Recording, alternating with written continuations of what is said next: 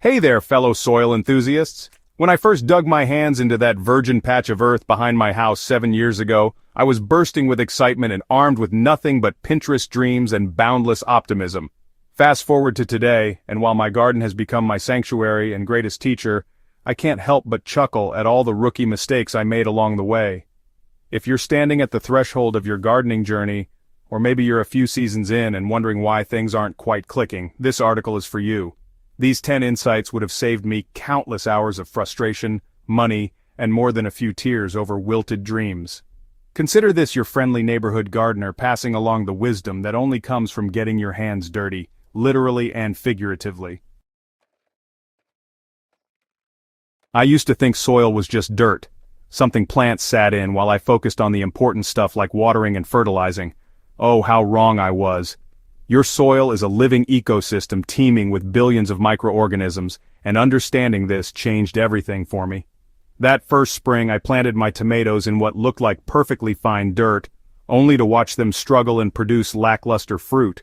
It wasn't until I had my soil tested that I discovered my pH was way off, my organic matter was practically non-existent, and my soil structure was so compacted that roots couldn't properly establish themselves. Here's what I wish someone had told me. Invest in a proper soil test before you plant anything significant. Your local extension office usually offers these for a small fee, and the information you'll receive is pure gold. You'll learn your soil's pH, nutrient levels, organic matter content, and get specific recommendations for amendments. But here's the kicker. Improving your soil isn't a one-time fix. It's an ongoing relationship. I now add compost religiously, practice crop rotation, and think of myself as a soil steward rather than just a plant grower. When you feed your soil feeds your plants, and the results speak for themselves. My eyes were definitely bigger than my gardening stomach that first year.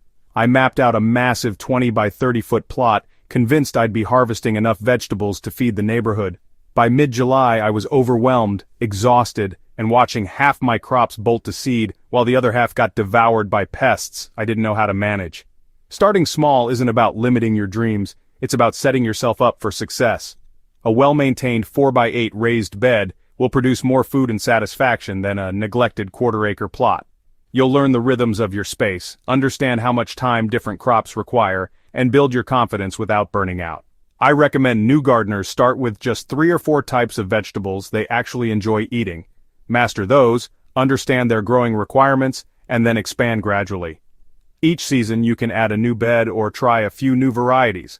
This approach allows you to build your skills methodically while actually enjoying the process rather than feeling overwhelmed by it.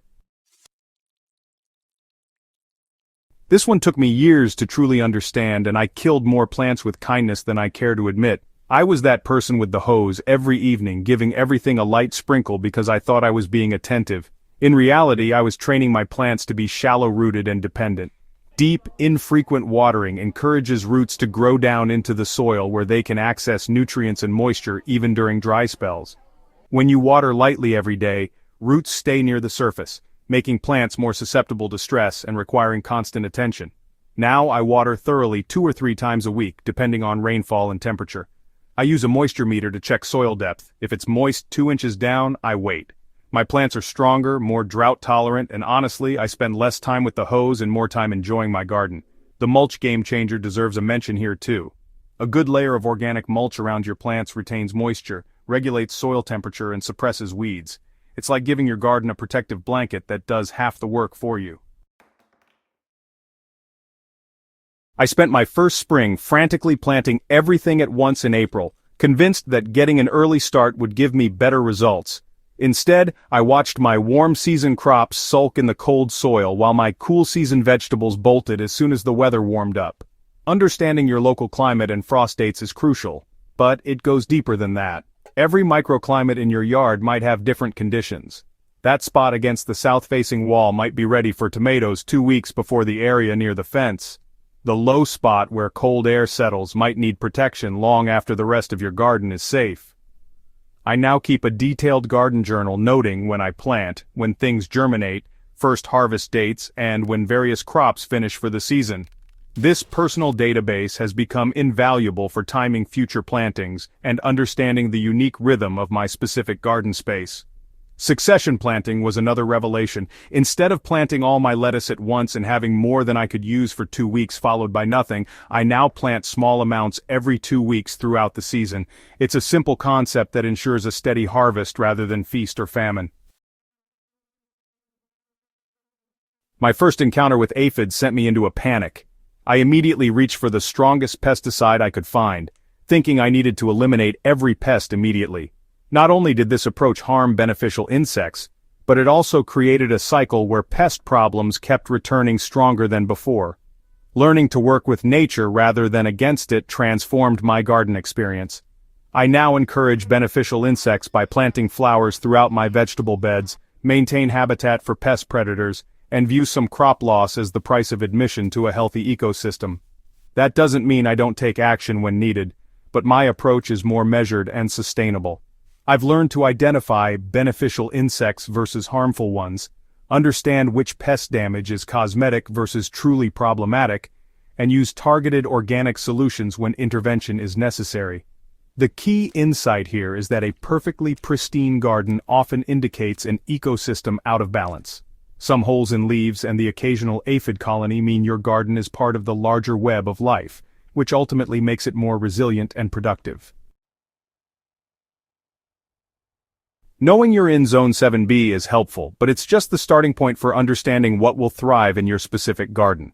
Microclimates, soil conditions, rainfall patterns, and even the direction your garden faces all play huge roles in determining success. I learned this lesson when my neighbor, just 2 streets over, was harvesting beautiful eggplants while mine struggled to produce anything meaningful. Her garden received morning sun but afternoon shade, creating cooler conditions that these heat-loving plants actually preferred during our scorching summers. Observe your space throughout the seasons. Where does snow melt first? Which areas stay soggy after rain? Where do you get morning versus afternoon sun? This information is far more valuable than any general gardening advice because it's specific to your unique growing conditions. I now choose varieties based not just on my zone, but on my specific microclimate. That might mean selecting determinate tomatoes for my partially shaded bed, or choosing drought-tolerant herbs for the sunny slope that sheds water quickly. I used to wait until my vegetables looked exactly like the ones in the grocery store before harvesting. This meant tough, oversized zucchini, bitter lettuce, and stringy beans. Honestly, I was letting my garden's potential go to waste because I didn't understand that peak flavor and peak size aren't the same thing. Most vegetables are actually best harvested when they're smaller and more tender than their supermarket counterparts. Baby lettuce leaves are sweeter, young carrots are crisp and flavorful, and small zucchini are, infinitely more delicious than the baseball bats I was previously harvesting. Regular harvesting also encourages continued production. Plants like beans, peas, and cucumbers will keep producing as long as you keep picking. But let them go to seed and production stops as the plant focuses its energy on reproduction rather than continued flowering. These days I harvest something from my garden almost daily during peak season, even if it's just a handful of herbs or a few cherry tomatoes. This keeps plants productive and ensures I'm enjoying vegetables at their absolute peak flavor. So, the internet is just packed with companion planting charts that make it seem like certain plant combinations will magically solve all your gardening problems. While there's definitely some truth to the concept, it's honestly a lot more nuanced than just plant basil next to tomatoes and watch miracles happen. Effective companion planting is really about understanding how different plants use resources and space. For example, tall plants can provide shade for crops that are sensitive to heat. Deep-rooted plants can bring nutrients up for their shallow-rooted neighbors. And some plants can help repel certain pests or attract beneficial insects. But, honestly, the most practical aspect of companion planting is just maximizing your space and extending those harvest seasons. I like to interplant quick-growing crops like radishes between slower-growing plants like peppers, use tall sunflowers as living trellises for beans, and follow heavy feeders like tomatoes with soil-building cover crops. The key is understanding the why behind companion planting recommendations, not just following lists blindly. When you really get the principles, you can make decisions that work for your specific garden and your goals. This might actually be the most important lesson on this whole list. I used to see every plant death or poor harvest as a personal failure, like it meant I just wasn't cut out for gardening. Now I get that failure is simply data, information about what doesn't work in your specific conditions, with your specific techniques, in that particular season. My biggest garden disasters have honestly taught me the most valuable lessons. The year I lost everything to late blight, well, it taught me about plant spacing and air circulation. The season my carefully planned succession plantings all bolted at once, that taught me about heat tolerance and variety selection. Then there was the time I nearly killed my soil with over-fertilization. Yeah, that one really drove home the importance of soil testing and patience. Keep notes about what doesn't work just as carefully as you record your successes. These so-called failures become your personal database of local growing conditions, and they'll help you make way better decisions in future seasons.